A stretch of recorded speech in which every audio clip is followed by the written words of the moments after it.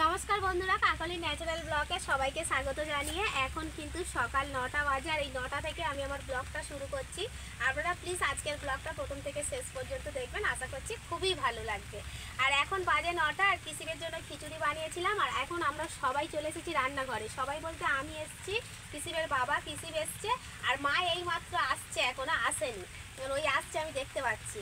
আর এদিকে কিসিবকে খিচুড়িটা খাইয়ে দিচ্ছি রান্নাঘরে, কারণ ও ফোন ছাড়া খেতে চাইছে না। ফোন দেখবে আর খাবে, আর ফোন তো আমাদের লাগবে, ওই জন্য এখানে নিয়ে চলে এসছে, ওকে খাইয়ে দিচ্ছে। আর ও আমি খাইয়ে দিতে হবে আজকে, মানে অন্যদিকে একা খায়, আজকে বলছে মা খাইয়ে দেবে। আর ওদিকে দেখুন মা চলে এসছে। মা তো মাছ কিনছিল, দেখে এসছি। গ্লাসটা বড় কোনো আর এগুলো ছোটগুলো রূপচা। যতগুলো বলেছিলাম নিয়েছো? হ্যাঁ, সব নিয়েছি। 50টা নিয়েছো? হ্যাঁ, 50টা এখানে রয়েছে গ্লাস কাপ। আমার দেখো মাছগুলো কি বড় বড়। আর এই রূপচাঁদ রয়েছে 130টারও বেশি, 40টা মনে হচ্ছে না, দিয়েছে? হ্যাঁ হ্যাঁ, দেখো দেখো মা, দেখো হাত দিয়ে। আর এই রূপচাঁদ, এই গ্লাস কাপ মাছগুলো নিয়েছে 4 টাকা পিস। এইগুলো গ্লাস কাপ, এই বড়গুলো গ্লাস কাপ। আর রূপচাঁদগুলো 1 টাকা করে নিয়েছে। আর এদিকে এর আগে কিন্তু আমাদের পুকুরে অনেকগুলো মাছ ফেলা হয়ে গিয়েছে। সেদিনকে প্রায় 1 কেজি ফেলেছিলাম স্লিভার কাপ, আর 1 কেজি কাতলা, রুইও ছিল তার সাথে মিক্স করা কিছু। আর হাত দিও না। আর আজকে এই মাছটা ফেললাম। আর আমাদের পুকুরে তো গ্লাস কাপ, রূপচাঁদ এগুলো তো বড় বড় হয়, সেটা তো আপনারা নিশ্চয়ই দেখেছেন। মোটামুটি ভালোই বর্ষা পড়ে গেছে, আর বর্ষাকালেই কিন্তু মাছ ব্যাপারীগুলো বেশি আসে পাড়াতে। আর এই বর্ষাকালেই মাছগুলো ফেলা হয়। আর পুকুরের জল আগে কম ছিল, এখন তো বেড়ে গেছে। এই সময় মাছটা ফেললে ভালো হবে। আর বর্ষায় দেখুন বৃষ্টি কিভাবে হচ্ছে, এক নাগাড়ে বৃষ্টি হচ্ছে। মা তারা মাছগুলো ছেড়ে দাও, কি ভালো লাগছে। আজকের গ্লাস কাপগুলো কিন্তু বড় বড়। এর আগে মা একদিন দুপুরবেলাতে মাছ এনেছিল, মনে হয় 15টার মতো গ্লাস কাপ, সেগুলো একটু ছোট ছোট ছিল, একই দাম। আজকে একটু বড় বড় রয়েছে।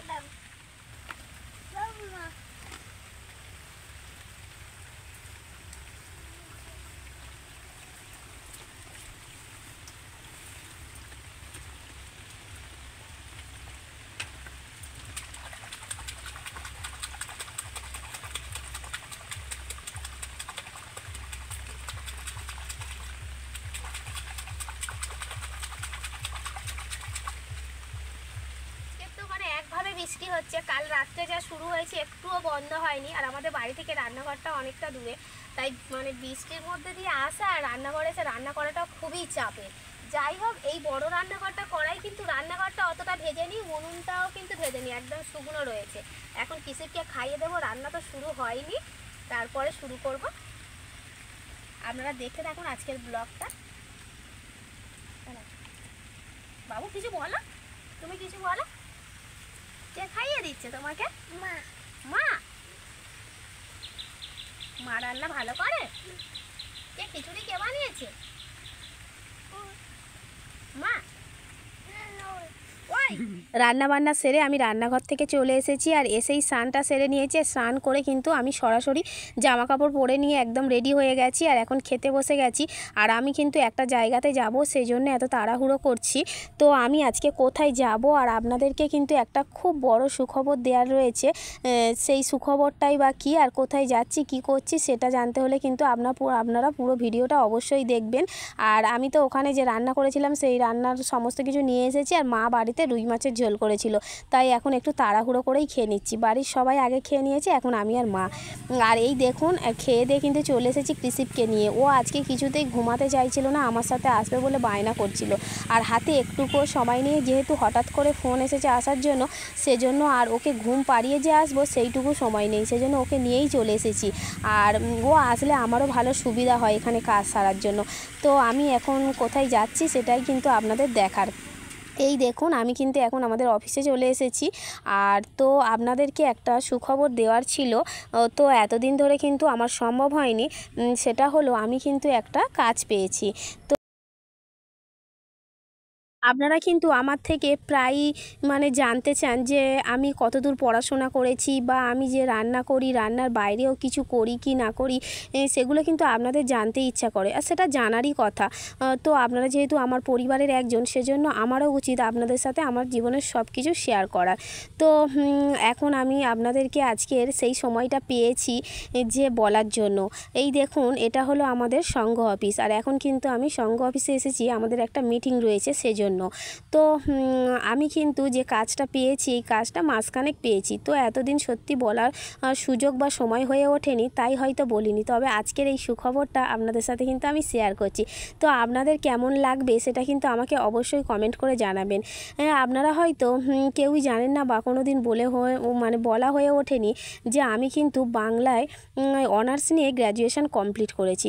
তো তারপর আর্থিক দিক দিয়ে বলুন বা পারিবারিক কারণে বলুন, আমার কিন্তু পড়াশোনাটা আর কন্টিনিউ করে হয়ে ওঠা হয়নি। তো তারপরে আমি কিন্তু আমার বাপের বাড়িতে বহুদিন ধরে কিংবা আমার শ্বশুরবাড়ি এসেও এতদিন পর্যন্ত আমি কিন্তু দুবেলা টিউশানি পড়িয়ে গেছি। তো টিউশানি পড়াতেও আমি ভীষণ ভালোবাসতাম, কিন্তু এবছরের সময়ের অভাবে 2024-এ এসে আমি কিন্তু টিউশানিটাও বন্ধ করে দিয়েছি। তবে আমি পড়াশোনা বন্ধ করে দিলেও আমার কিন্তু জীবনের একটা খুব বড় স্বপ্ন ছিল যে আমি খুব ছোট কাজ হলেও টাকা বা মাইনেটা কত সেটা না দেখে যতই ছোট কাজ হোক না কেন আমি যেন জীবনে একটা চাকরি বা কাজ যেন করতে পারি। তার জন্য আমি কিন্তু বহু চেষ্টাও করেছি বা আজও করে যাচ্ছি। তো ইচ্ছাটা হয়তো একসময় ভেবেছিলাম কোনো দিনও পূরণ হবে না। তো শেষমেশ আমি কিন্তু একটা কাজ পেয়েছি। তো কাজটা হয়তো খুবই ছোট বা সামান্য হলেও তবে আমার কাছে কিন্তু এটা অনেক বড় একটা স্বপ্ন পূরণ বলতে পারেন।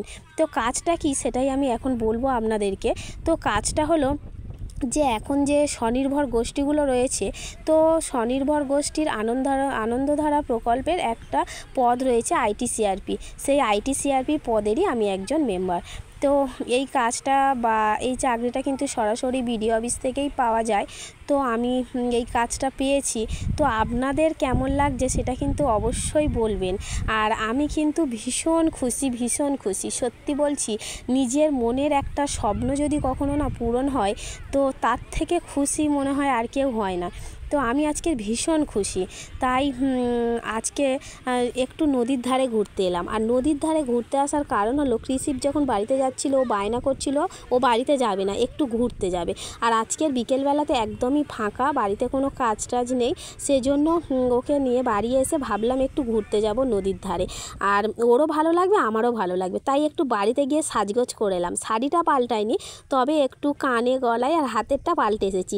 কোথাও যদি ঘুরতে যাই আর একটু না সেজে যায় তাহলে কিন্তু ভালো লাগে না। আর আমাদের এখানে নদীর ধারে না প্রতিদিন বিকেলবেলা করে প্রচুর লোকজন ঘুরতে আসে, ছেলেমেয়েরা সবাই এসে গল্প করে, আড্ডা মারে। তো খুব ভালো লাগে। সব দিন তো সময় হয়ে ওঠে না, মাঝে মধ্যে একটু আধটু আসা হয় এই আর কি। তো কৃষি বেশেই বায়না করছে আইসক্রিম খাবে। তো যা গরম পড়েছে ভাবলাম ওকে একটা আইসক্রিম দিই আর একটু ফটো টটো তোলা, এই আর কি। তবে কিন্তু মনটা খুব ভালো হয়ে গেছে। তো আজকে তো এমনি থেকেই একটা ভালো দিন বলতে পারেন আমার জীবনে।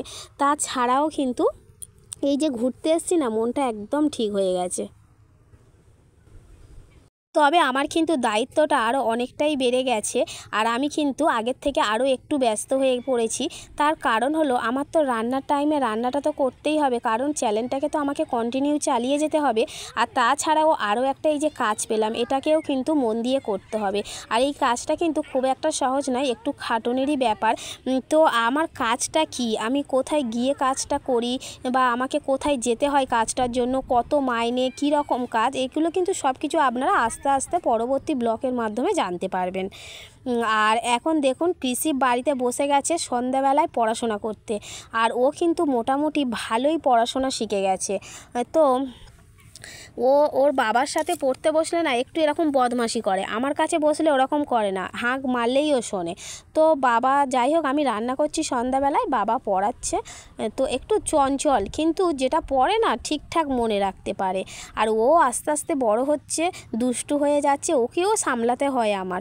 তাই ভাবুন আমাদেরকে কতটা সময় ব্যয় করে তারপরে সমস্ত কাজকর্ম সারতে হয়, বাড়ির রান্নাবান্না, কাজকর্ম, বাচ্চা সব কিছুই সামলাতে হয়। তো একটা মেয়েই হয়তো এগুলো সব কিছুই সামলাতে পারে। আপনারা কাকলিন রান্নাঘর চ্যানেলটিকে যেভাবে ভালোবাসা দিয়ে এগিয়ে নিয়ে গেছেন, ঠিক একইভাবে কিন্তু আরও বেশি বেশি করে ভালোবাসা দিয়ে আমার কাকলিন ন্যাচারাল ব্লগটাকে কিন্তু এগিয়ে নিয়ে যাবেন। আর তার জন্য আমার এই চ্যানেলটিকে অবশ্যই করে সাবস্ক্রাইব করে রাখবেন। আশা করছি আজকের ব্লগটা আপনাদের খুবই ভালো লেগেছে। আজকের মতো এখানেই শেষ করছি। সবাই ভালো থাকবেন, সুস্থ